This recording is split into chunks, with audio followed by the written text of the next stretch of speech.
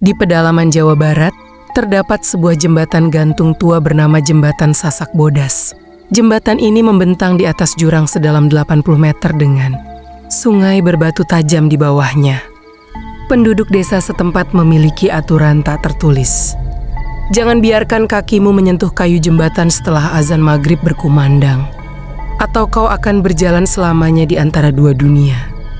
Kisah ini mengikuti Bram, seorang jurnalis investigasi yang skeptis, yang datang untuk membuktikan bahwa mitos itu hanyalah cara warga desa menjaga keamanan karena kondisi jembatan yang lapuk. Bram tiba di desa saat matahari mulai meredup. Ia bertemu dengan Pak Damar, kakek penjaga warung terakhir sebelum jalur jembatan. Pak Damar bercerita bahwa pada tahun 1970-an, jembatan itu dibangun dengan tumbal seorang mandor yang dikhianati.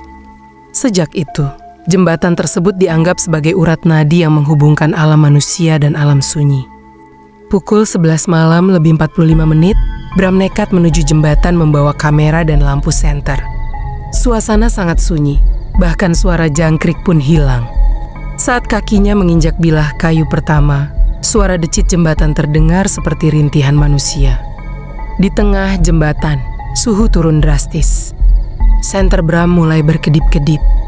Bram melihat sesosok pria berdiri di ujung jembatan yang lain, membelakanginya. Pria itu memakai pakaian kerja tahun 70-an yang compang-camping. Setiap kali Bram melangkah maju, jembatan itu seolah memanjang secara tidak wajar. Misteri memuncak saat Bram menyadari jam tangannya berhenti di angka jam 12 malam tepat. Namun ia merasa sudah berjalan berjam-jam. Sosok di ujung jembatan tadi tiba-tiba menghilang dan muncul tepat di belakangnya. Bram mendengar bisikan, "Kau datang untuk menggantikanku memegang tali ini." Jembatan itu mulai berguncang hebat meski tidak ada angin.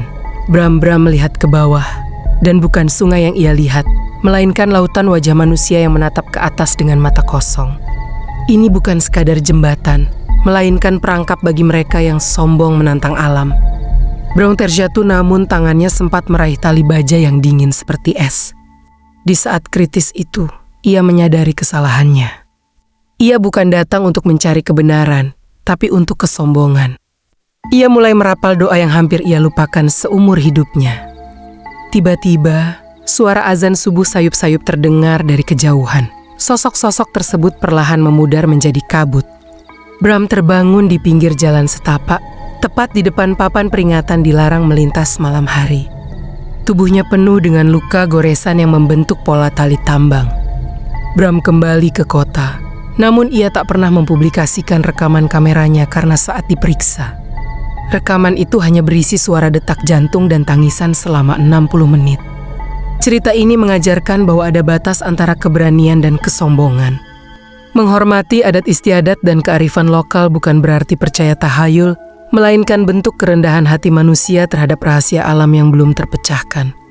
Jangan pernah merasa lebih besar dari tempat yang kamu pijak.